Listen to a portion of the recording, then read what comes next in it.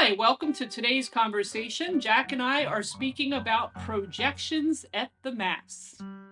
Well, what do you mean exactly, projections at the Mass? Projections at the Mass, meaning the screen comes down, Hmm.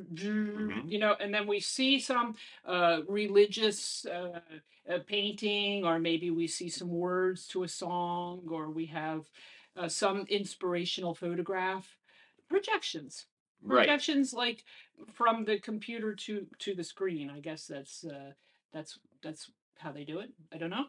Yeah. Well, there are different things, right? And I've also heard of digital manger scenes. So that's like instead of having a scene, you just have a screen on which you have projections of like a virtual manger scene, Oh, right? oh, horror story. So I guess that's cheaper than renting the camel and renting the little goats, right? You can just project them. You don't need them. You can have Yeah. okay, that's fantastic. Really, But it's a good advance. I'm not It's a good actually sure advance. it's cheaper though, because think that you need to run this projector 24 hours a day on electricity, you know, and you also have to get these images from somewhere. I mean, and someone has Yeah, to make them, or you have to get these Jack, images. But I mean, Jack AI. Okay, but let's well, look. that's true. Well, that's going to go into another more horror theme, right? So let's not go there. Yeah, okay, so let's stick to digital projections at the Mass for the moment. Mhm. So the last horror story that I remember was the Mass that we were at in Eisenstadt, where they projected um, what's the thing from the The team chat? creation of Adam. The creation of Adam. So the finger and Adam, it's something like that. No, Yeah, well, there's one finger that's straight and there's one finger that's bent. okay. Yeah.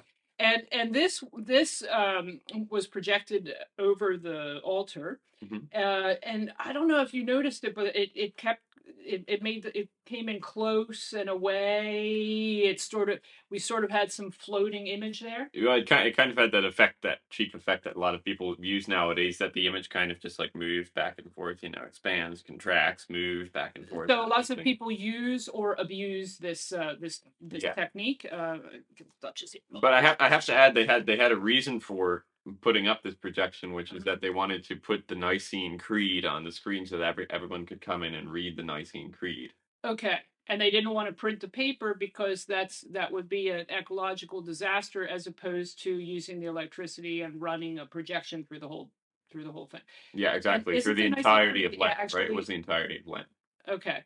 Yeah. Uh-huh. So better to project onto the screen through the entirety of Lent instead of handing out papers. Not sure. Huh? Yeah. Because if you have a paper, you can take it home with you too. Maybe you Right. can study it or learn it, memorize Right. Yeah. it. Yeah. Of course. Okay. So for me, this was so completely distracting. Hmm. Okay, terribly distracting throughout the Mass because even if you're a non-computer person, Hmm. the screen images do draw your eye towards them. Right. So then you're looking at the projection actually because the screen was running throughout the Mass, like not only at the time when you. Right. Yeah. Okay, It's an unnecessary distraction, basically. I think it's Right. worse than that. I think it's It's not either completely aesthetic. it's completely tacky. It's Yeah. completely Yeah. tacky.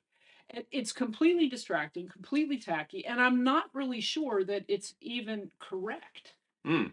Like where's the control? Okay, I understand that different parishes can make their decisions on what they're going to do with the Mass, but I mean, isn't there some sort of overall control? I mean, what's the Hmm. limit? If the projections come in, then what's? I don't like slippery slopes so much, but the reality is this: if you have a Right. projection at the Mass for Advent, then what's next? Right. Are we going to always have projections? Hmm.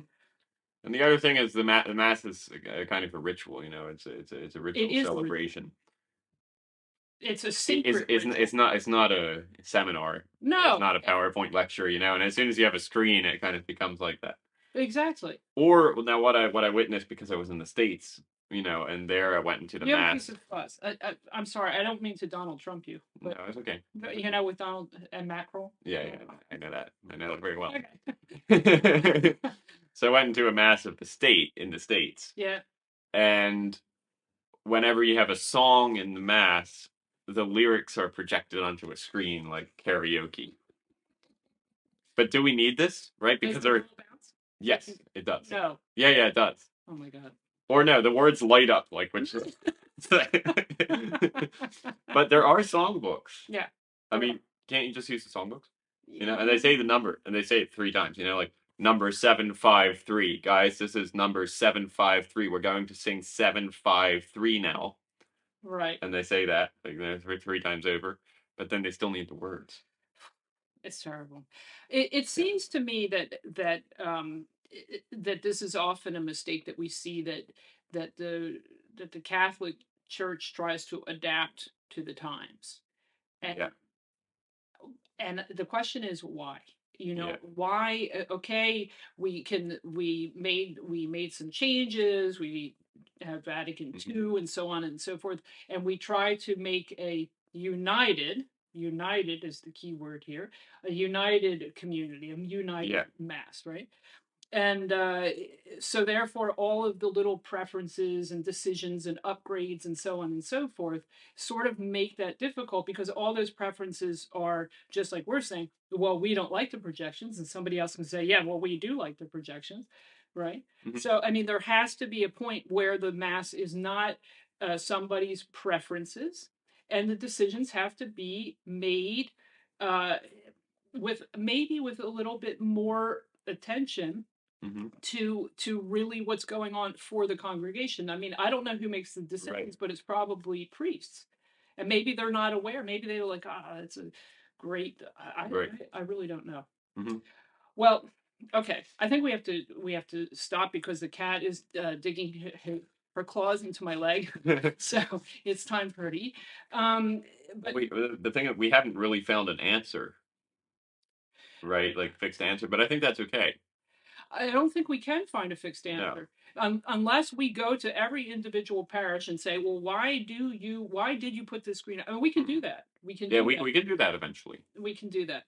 Um, but Maybe if you subscribe, we'll do that. If you don't subscribe, we might not do that, but just but so you know. I guess that the first aim is just to be aware of it, and not just to say, okay, we have to accept that these projections are there, but to try to understand. We understand why they're there, but is it really the direction that we want the mass to go in? I mean, after all, as long as half of the preferences are getting handed over to the congregation, then it almost seems like there should be some sort of um, how would you say, a committee Mhm. organized, but it has to be like an international concept, Yeah. no, of certain limits that the mat and in fact it is listed in a Vatican document about all of these additions, and it does seem Okay. like I have to find that document. Okay.